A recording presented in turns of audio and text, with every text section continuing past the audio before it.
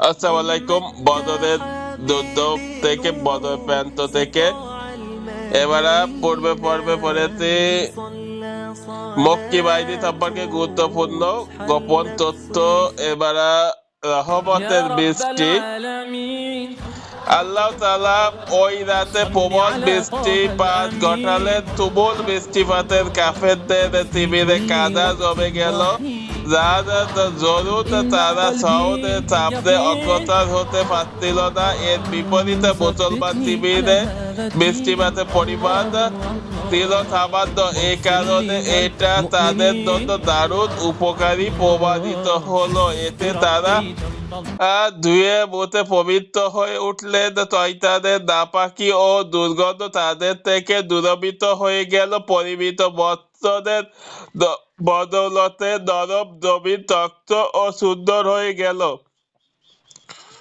উচিত বালুরাশি জমে বসে গেল। মুসলমানদের পথ তাতে সুদৃঢ় হলো। এক কথায় রাতে এ বৃষ্টিপাত মুসলমানদের জন্য সর্বদিক থেকে কল্যাণকর ফলপ্রদ প্রমাণিত হলো। বস্তুত এ ছিল আল্লাহর পক্ষ থেকে সাহায্য। সুবহানাল্লাহ। গুরুত্বপূর্ণ সাময়িক স্থানের দিকে মুসলিম বাহিনী অগ্রসর।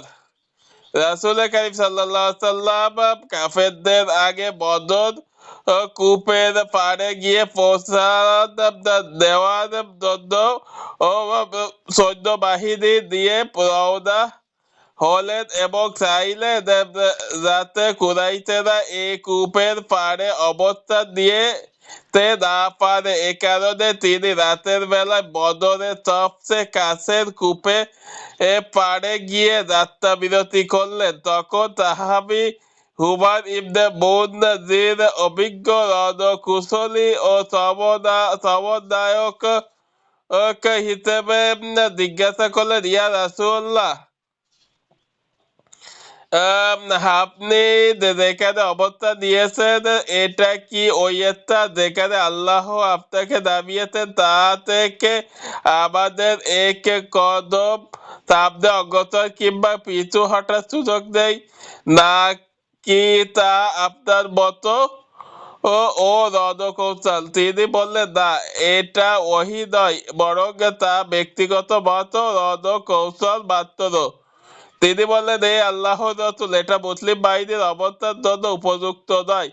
আপনি লোকদেরকে বলুন এখান থেকে আরো আরো আরো সামনে এগিয়ে যেতে এবং কুরাইশ বাহিনী সবচেয়ে কাছের কূপটির পাড়ে তাঁবু স্থাপন করতে। তখন আমরা আশপাশের বাকি কূপগুলোতে নষ্ট ও অনুপযুক্ত করে দিয়ে আমাদের কূপটির পাড়ে হাউস বানিয়ে তাতে আমাদের পানি ভরে রাখবো এবং আমরা তাদের বিরুদ্ধে রণাঙ্গনে ঝাঁপিয়ে পড়বো। আমরা তৃষ্ণা পেলে পানি পান করবো, আর বা তারা থাকবে তৃষ্ণাতুর। তখন রাসূল কারীম সাল্লাল্লাহু আলাইহি সাল্লাম বললেন, তোমার সিদ্ধান্ত সম্পূর্ণ সঠিক ও যুক্তিযুক্ত। তখন রাসূল কারীম সাল্লাল্লাহু আলাইহি সাল্লাম মুসলিম বাহিনী নিয়ে আরো সামনে অগ্রসর হয়ে তসু শিবিরের সবচেয়ে কাছের কূপটির নিকটে গিয়ে পৌঁছালেন। রাতের মাঝামাঝি সময় সেখানে গিয়ে মুসলিম বাহিনীর অবস্থান নিল। অতঃপর তারা হাউস বাঁধালো এবং বাকি কূপগুলো ভরাট করে ফেললো। নেতৃত্বে কেন্দ্রবিন্দু। কূপের পাড়ে মুসলিম বাহিনীর অবস্থান দেওয়ার পর সাহাবী সাদ বিন আবি ওয়াক্কাস রাসূল কারীম সাল্লাল্লাহু আলাইহি সাল্লামকে পত্র দিলেন যে মুসলমানরা এখন আপনার জন্য নেতৃত্বে একটি কেন্দ্র তৈরি করুক, যাতে করে আল্লাহ না করুন যদি মুসলমানদের পরাজয় হয় কিংবা অন্য কোনো হাঙ্গামার সৃষ্টি হয়, তাহলে তখন যেন তা কাজে লাগে। এ উদ্দেশ্যে তিনি তাকে বললেন, হে আল্লাহর নবী,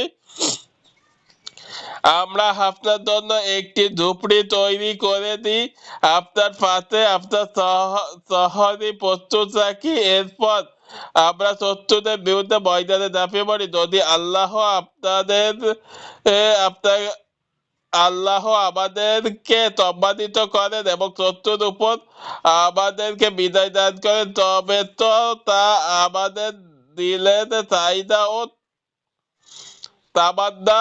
আর যদি আল্লাহ না করুন এর বিপরীত হয়, তাহলে আপনি আপনার তাহরির উপর আহরণ করে আমাদের যে সকল লোক পেছনে রয়েছে তাদের সঙ্গে গিয়ে মিলিত হবেন। কেননা হে আল্লাহ রসুল, আপনার পেছনে এমন হাজার হাজার লোক রয়ে গেছে যারা আমাদের চেয়ে আপনাকে বেশি ভালোবাসে। যদি তারা জানতো যে আপনি যুদ্ধ সংঘাতে মুখোমুখি হতে যাচ্ছেন, তবে তারা কোনোদিনও আপনাকে ছেড়ে পেছনে রয়ে যেত না।